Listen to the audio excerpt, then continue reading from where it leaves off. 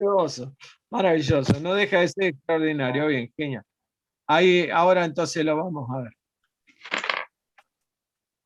Ahí vamos a estar normal. El Discord no me reconoce porque como cambié de computadora, no tengo ninguna clave almacenada, no tengo un sorengo acá Sí, sí. y no me lo reconozca, lo voy a solucionar más adelante, pero a ver si ahora podemos avanzar con esto. Vamos a esperar un cachito que se incorporen los chicos, todos los chicos que estaban. ¿Todos me escuchan bien? ¿Todos me ven? Se escucha bien, Gustavo. Sí, Perfecto, perfecto, Gustavo. gracias. Bien, bueno, eh, comparto entonces la presentación y creo que ahora se va a agilizar bien, si no, párenme vocalmente. Lo que voy a hacer va a ser detener mi video. A ver, voy a frenar mi video, así me escuchan. Avísenme si por algo se traba o cualquier cosa, me van avisando. Bueno, acá estamos entonces. Habíamos escuchado, creo, hasta la diferencia entre cableada y programada como lógicas de funcionamiento. Vamos a ver inteligencia centralizada versus inteligencia distribuida, una y otra. La diferencia entre las dos es simplemente el hecho de que esto se usaba cuando yo empecé a trabajar en la municipalidad en el 80 y pico. Usábamos este tipo de configuración de inteligencia distribuida, ¿no? Digamos, uno trabajaba en una terminal boba que lo que hacía era escribir, mandaba el mensaje a la central de procesamiento y de ahí le volvía el mensaje. Entonces uno escribía y tenía que esperar y recién después de un delay de 2 o 3 segundos le volvía lo que uno había escrito. Era todo lento, pero era la mejor forma de hacer las cosas. ¿Por qué? Porque cuando uno tiene una única central de procesamiento es más barata, más fácil de mantener, la ubica en un lugar donde hay aire acondicionado, condiciones ideales de funcionamiento y todo, pero el tema de eso es que en la medida que esta central tenga que ir atendiendo más terminales, cada vez más terminales de ida y de vuelta, se va volviendo más inútil, más inservible. El concepto que se usa hoy en día es el de terminales inteligentes o redes distribuidas, donde cada una de las terminales utiliza un poco de inteligencia y suma para la capacidad total del sistema. Para esto es muy importante, voy a borrar,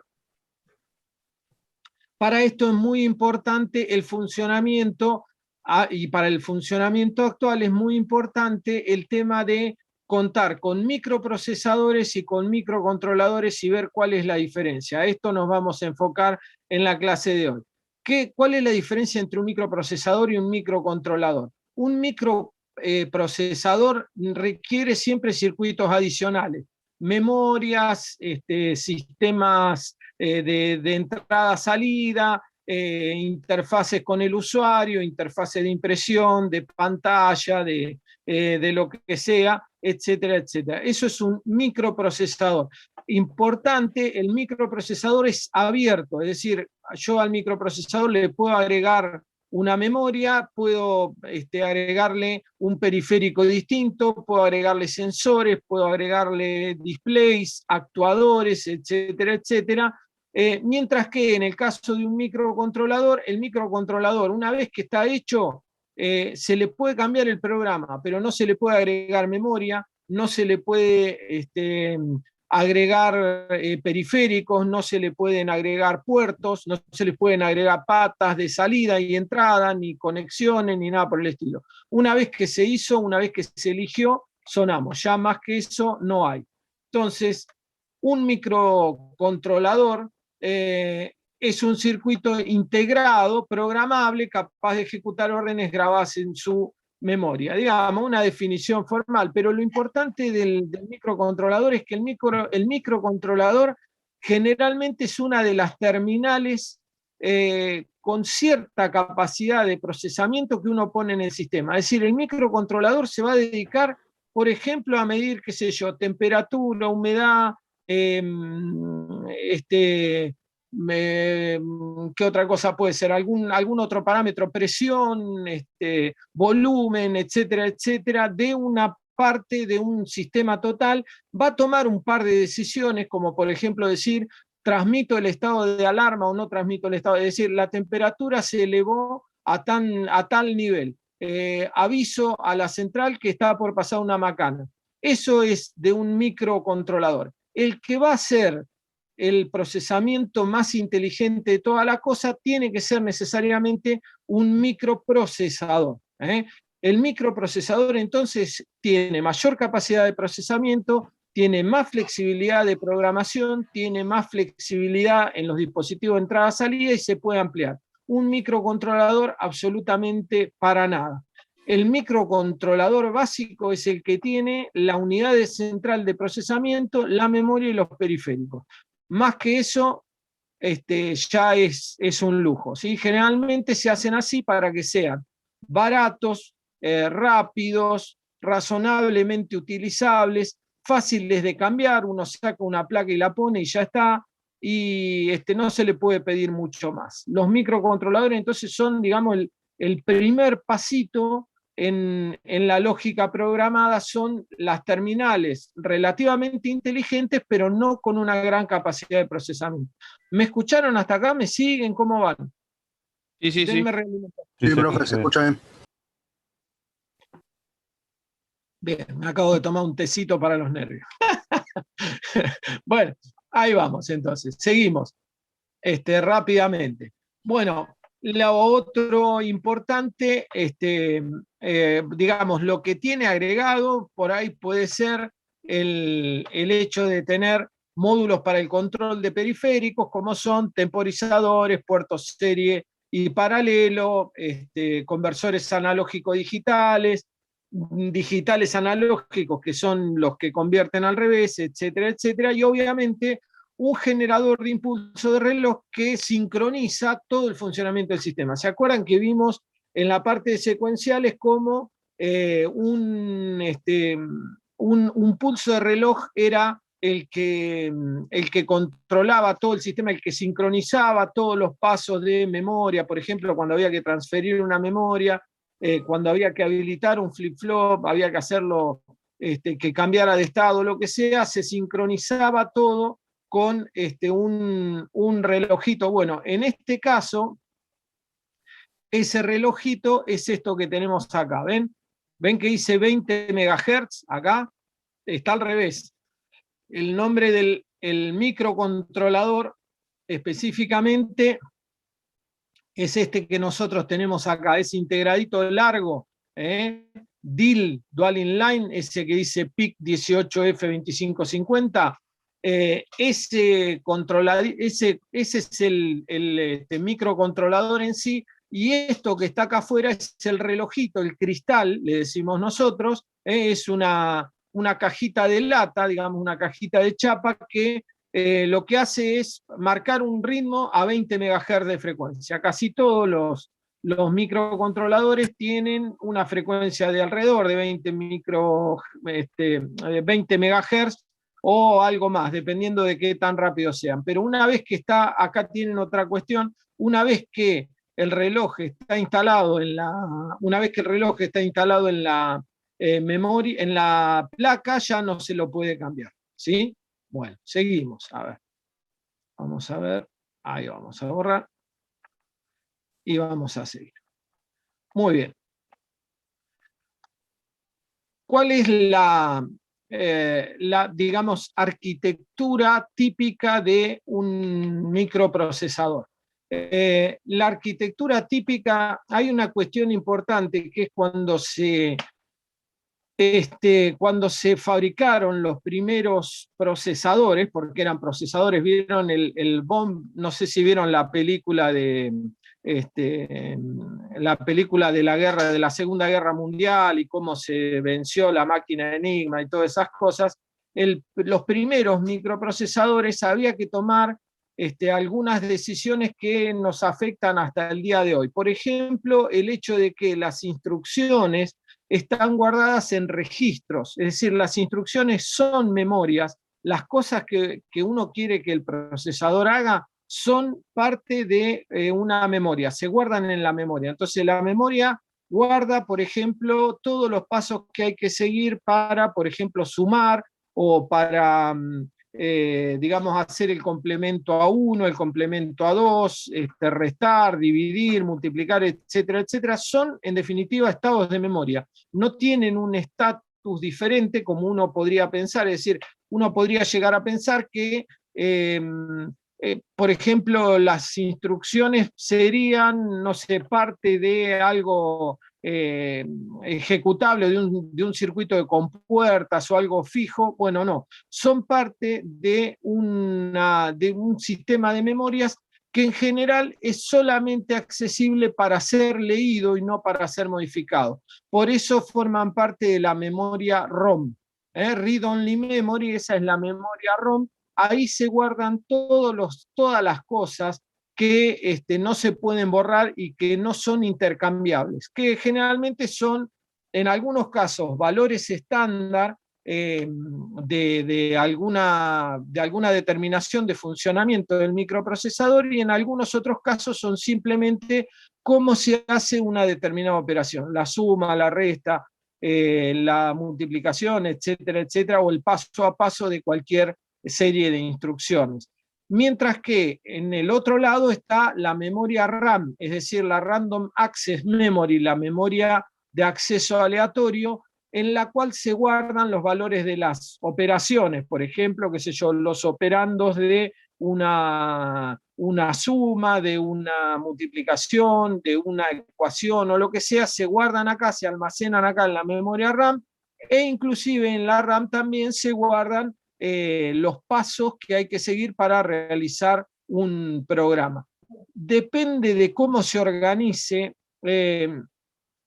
hay una unidad central de procesamiento y hay dos bases de datos, BUSIS, digamos, BUS, dos, digamos, que serían grupos de cables, serían cables agrupados que forman los datos de la dirección a la cual tienen que acceder, qué datos llevan a esa dirección, es decir, yo, por ejemplo, tengo que ir a la dirección que hace que el procesador sume.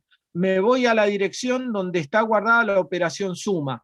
A la operación suma le aviso, mira, tenés que sumar 3 más 2, ¿sí? Y ejecutarlo y devolverlo a la operación que sigue, que por ejemplo es una multiplicación, porque yo estoy trabajando en una multiplicación.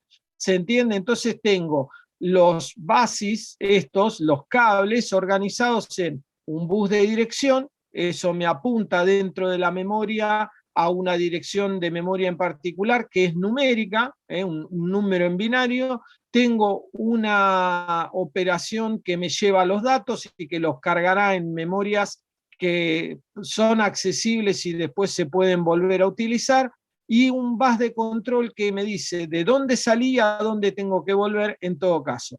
Este es el funcionamiento básico de un microprocesador o controlador, cualquiera de los dos. La diferencia entre uno y otro es que en el caso del microprocesador el sistema es abierto, o sea, la memoria que yo voy a usar está por fuera del microprocesador. La memoria a la cual yo quiero acceder, la RAM, ¿sí? Está por fuera. Incluso la ROM podría estar por fuera de la central de procesamiento. El procesador encargarse de hacer todas las operaciones y tener todas sus memorias por fuera, en el caso de un microprocesador. En el caso de un microcontrolador, tengo todo adentro del mismo chip y no se puede modificar. ¿Se entiende? Hasta ahora me van entendiendo, denme realimentación y yo sigo. ¿No hay nadie o están Sí, todos? sí, te escuchamos. Sí, sí, te escuchamos, sí, sí. Bien, gracias. Yo aprovecho que ustedes me contestan para irme tomando un tecito. Bien. Vamos a ver ahora las características de los microcontroladores. En el caso de, ¿se acuerdan que recién dijimos? Hay registros y los registros son registros de memoria, por supuesto. Cada vez que son registros hay registros de memoria. Estamos hablando de direcciones de memoria accesibles y hay dos tipos, los que son comunes y los que son SFR o Special Function Register. Es decir, acá se guardan las operaciones. En esos registros especiales se guardan las operaciones. Esos registros no suelen ser accesibles, ¿sí? Para el usuario. Son accesibles solamente para la central de procesamiento. La CPU accede a registros especiales donde el registro especial le dice, bueno, mira, para multiplicar tenés que sumar este número tantas veces como lo indique este otro número, por ejemplo. Esa es una operación que se guardaría en el SFR, ¿sí? En el caso de los puertos, y en particular en los microcontroladores, esta es otra diferencia, una diferencia muy importante con respecto al microprocesador. Los puertos, para hacerlo bien flexibles, se decidió que los microcontroladores puedan ser puertos de entrada o puertos de salida de acuerdo a cómo uno lo declare. Es decir, yo puedo programar que los microcontroladores sean, digamos, todas salidas, todas entradas, o la mitad salida, la mitad entrada, de acuerdo a lo que yo quiera por programa. Piensen ustedes en lo difícil que es hacer eso con puertas. Las entradas son entradas, las salidas son salidas, y no hay forma de hacer algo diferente. Bueno, en el caso del microcontrolador, la diferencia está en que yo puedo elegir, declarando con un 1 o con un 0 cada pata, si es un puerto de entrada o es un puerto de salida. O sea, si, digamos, puedo tomar información desde ahí o sacar información sin ningún tipo de problema, lo cual es un aporte importante a la flexibilidad del sistema. Con respecto a la forma de organizar, que yo les decía, el tema de cómo maneja la unidad central de procesamiento su conexión con las memorias, hay dos formas. Una, la arquitectura de von Neumann, donde la unidad central de procesamiento usa un solo bus, ¿sí? Que está formado por tres buses, digamos, el bus de control, el de direcciones y el de datos e instrucciones, y se comunica con una memoria central. Ventaja de la arquitectura o de este tipo de esta forma de hacer las cosas: tengo un solo bus de control. Entonces, si yo tengo que si yo tengo que comunicarme a mucha distancia con las memorias, es la que más me conviene, porque usa un bus de control para las dos memorias, para la RAM y para la ROM, ¿sí? Y guarda las instrucciones y los datos en la misma memoria, aunque distinga por dirección. Digamos, yo voy a decir, qué sé yo, en el edificio de adelante está todo lo que es la memoria ROM, es decir, ahí se guardan las operaciones, la rutina de encendido, la rutina de apagado, todo lo demás, y en la RAM guardo las variables, que es el edificio al lado. Los dos edificios forman una sola manzana y yo voy hacia ella con un solo colectivo, digamos, viajo por una sola parte. Entonces, digamos, la arquitectura de von Neumann fue una de las arquitecturas que más se utilizó, pero tiene un problema. ¿Cuál es el problema que tiene la arquitectura? Que como yo voy a buscar las instrucciones, los datos, las operaciones y las variables al mismo lugar, suele ser un poco más lento esa búsqueda, porque la tengo que hacer por el mismo camino. Entonces meto a todos en el mismo caminito, meto todos los pedidos, todas las solicitudes. Yo por acá, cuando voy a buscar, vengo a buscar las direcciones donde están guardadas las memorias que yo quiero sumar. ¿Cómo se hace la suma? Tengo que ver a dónde vuelvo y me tiene que decir cómo vuelvo en el programa. En cambio, una arquitectura un Profe, poquito más... y un poquito más bicha, más ingeniosa, pero sobre todo más ágil, es la arquitectura Harvard. Son las dos grandes formas de hacer microprocesamiento o microcontrol. ¿Sí? La arquitectura de Harvard lo que hace es uso un bus de, digamos, los tres bases, control, instrucciones e instrucciones. Profe, Control, dirección, sí, escucho. ¿qué función cumplía el bus de control? El bus de control lo que hace es decirme qué es lo que estoy haciendo. Por ejemplo, qué sé yo, la primera instrucción del programa me dice hace una suma.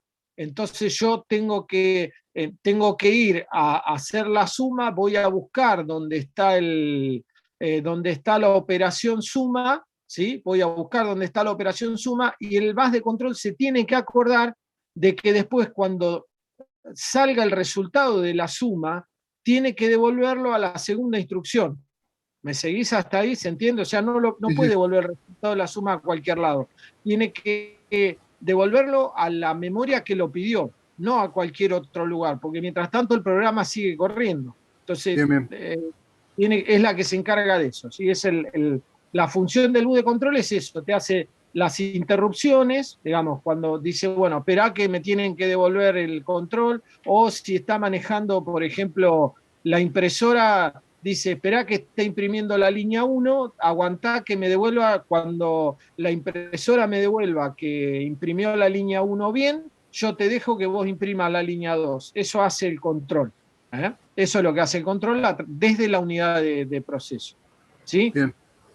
La otra arquitectura, entonces, esta de Harvard, lo que hace es algo parecido a lo que hacía, obviamente, las dos arquitecturas hacen lo mismo, pero lo que hace es separar las memorias RAM, o sea, las que van a ser accesibles, que son la memoria de programa, la memoria de las variables, de los tipos de variables, de esto, del otro, todo lo que se pueda variar, de la memoria de instrucciones y la memoria donde están guardadas cómo se hace en cada proceso que hace que necesita hacer la unidad central de proceso. ¿Cuál es la desventaja de esto? Tengo el cableado es doble. Es, digamos, al duplicar el cableado es más probable que haya una falla en los cables porque me puedo equivocar o porque puede pasar cualquier accidente, pero puedo estar accediendo al mismo tiempo a los valores de las variables y a los valores y a la forma en la cual se tienen que combinar esas variables. Al mismo tiempo la unidad de procesamiento puede estar accediendo a los dos. Entonces es una arquitectura más rápida. Entonces, bueno, estos son datos más o menos intrascendentes, digamos, pero eh, este, cuáles son las características que tienen cada una de las arquitecturas en términos de los bases de instrucciones, la instrucción y cómo acceden a la memoria y, bueno, obviamente cuál es digamos, el problema básico en el caso de la arquitectura de von Neumann, el hecho de que el base es un cuello de botella, como comentábamos antes. En el caso de la arquitectura de Harvard, el problema que tenemos es que duplicamos los bases y puede haber más problemas físicos, puede haber más errores físicos. Otra cosa importante es cómo se manejan los componentes de la unidad central de procesamiento. Es muy elemental, digamos, esto también se determinó en los primeros microprocesadores y hasta el día de hoy se hace así. O sea, ¿qué cosa hace una central de procesamiento? Busca, decodifica, ejecuta y contesta, ¿sí? Y responde, digamos. Busca, decodifica, ejecuta y contesta, nada más. Es todo lo que hace. Pero en esas cuatro operaciones medio elementales es poderosísimo lo que uno puede hacer con esto y sobre todo si la velocidad a la cual se puede trabajar, porque estamos trabajando en binario.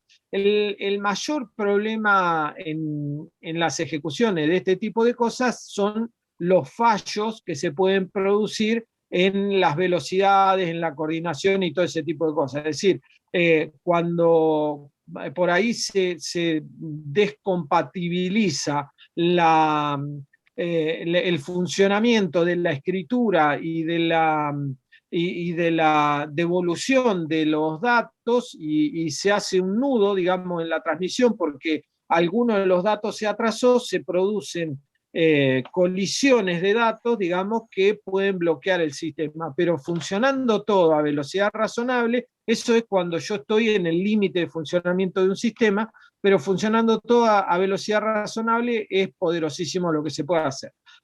Cuestiones importantes como, digamos, el uso de pilas para evaluar los cálculos. Esto es otro concepto que viene de la época y que obliga a hacer funcionar las cosas de determinada manera que no se podrían hacer de otras. Es decir, se probó guardar, por ejemplo, cuando uno escribe, ¿vieron? Cuando uno escribe una ecuación, guardar la ecuación en la memoria y tratar de que los bicharracos electrónicos, los cerebros inteligentes funcionaran como nuestra cabeza y trataran de despejar, bueno, quedan 10 minutos, trataran de despejar digamos, el valor de X o el resultado o algo por el estilo. No funciona, no hay manera de que una inteligencia electrónica funcione como la cabeza de una persona, funcionan completamente diferentes.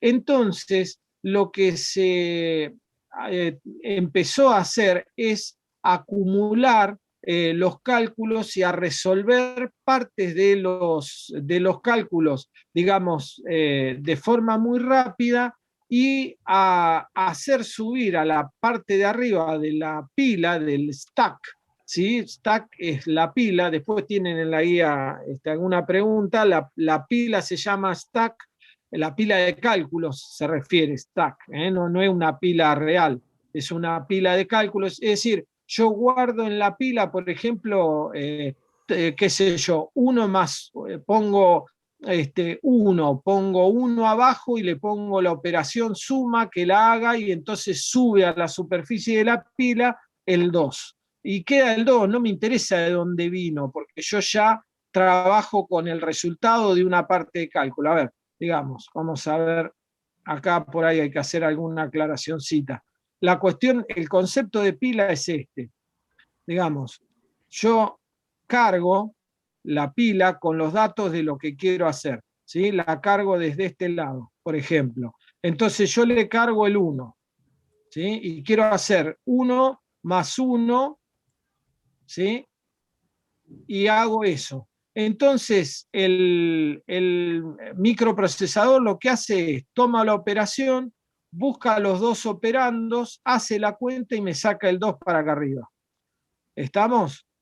Eso es el concepto de pila. Entonces, si yo tengo que hacer, qué sé yo, 1 más 1 dividido, qué sé yo, 2 más 3 multiplicado por 5, una cosa por el estilo, cada uno de estos irá en una pila, la pila se encargará de hacer esta distinción, ¿sí? Y después, por ejemplo, subirá esto al tope de la pila, el tope de la pila es el TOS, top of stack, ¿sí? Top of stack, va subiendo el resultado hasta que al final, en el tope de la pila, queda el resultado que es, qué sé yo, 2/5 por 5, 2/25, vamos a ponerle así, ¿sí? En el tope, en la cara de la pila, queda este resultado y yo lo saco de la pila y la pila se borra y me sirve para otra cosa. Este concepto de usar una pila para hacer los cálculos fue el que dio los mejores resultados para los que estaban en ese momento, se estaban dedicando a fabricar elementos de procesamiento en ese momento y fue el que sirvió. Esto del modo LIFO que dice acá, se ve con las memorias, ¿vieron memorias de desplazamiento? ¿Alcanzaron a ver con el tema de los flip-flops y eso? ¿Vieron memorias de desplazamiento? Sí, Bien. profe, las dimos. Bueno, esto del LIFO es, perdonen. Con memoria de desplazamiento, profe, perdón, con memoria de desplazamiento te referís a lo de registro de desplazamiento. Sí, exactamente, exactamente. Sí. Un registro de desplazamiento tiene varias formas de cargarse y de descargarse, ¿no? ¿Eso lo vieron? ¿Saben lo que es un modo LIFO? Justamente eso lo vimos todo muy por arriba igual, Bueno, como rápido. digamos, vos tenés, digamos, cuando vos tenés un registro de desplazamiento, podés entrar, a ver, vamos a suponer que vos tenés un registro de desplazamiento así. A ver. Entonces vos podés meter, qué sé yo, 1, 2, 3, 4. ¿Está? Entonces, vamos a suponer que entra primero el 4, ¿sí? Después el 4 pasa de acá a acá y queda el 4 y acá se va el 4 y entra el 3. Después el 4 pasa para acá y el 3 pasa para acá y entra el 2, acá en el principio, y así sucesivamente. Es decir, el desplazamiento de los registros es hacia la derecha, por ejemplo. ¿Me seguís hasta ahí? ¿Se entiende lo que estoy explicando? Eso es una carga de un registro de desplazamiento. Si yo, para sacar el registro de desplazamiento, leo primero este valor, el que esté acá al final, ponele al final obviamente acá va a terminar el 4, ¿sí? Y lo saco, se dice que es un sistema de FIFO, es decir, la sigla es First In, First Out, ¿sí? O sea, el primero que entra es el primero que sale. Si yo entro por un lado a un registro de desplazamiento y salgo por el otro, tengo un sistema FIFO. En general, no da lugar, por supuesto, a múltiples comentarios, no muchos de ellos muy repetibles en una clase, pero se llaman así: el first in, first out, ¿sí? El sistema first in, first out, y el sistema last in, first out, que es el sistema de la pila. Es decir, el último que entró es el primero que sale en la pila. Lo último que entró es lo primero que sale. Como generalmente lo último que entra en una pila es la operación que hay que hacer con los operandos, entonces ahí recupero el resultado de esa operación para utilizarlo más arriba. Y por eso me veo obligado a utilizar lo que se llama la notación polaca inversa para anotar las operaciones, que no se suele usar, no es la forma en la cual nosotros escribimos nuestras cuentas, ¿sí? La notación polaca inversa. Hay un video hecho que está ahí en el campus y que está todo explicado. Les recomiendo que lo miren, pero es muy sencillito, no es nada complicado. Es decir, la notación polaca inversa es simplemente ingresar. Si yo quiero hacer 2 más 3, ¿sí? Igual es ingresar 2, 3 más, enter, y ahí tengo ingresada los operandos, que son el 2 y el 3, y la operación, que es el más, que se tiene que realizar. Bueno, ahora seguimos, pero vamos a tener que salir y volver a entrar con esto.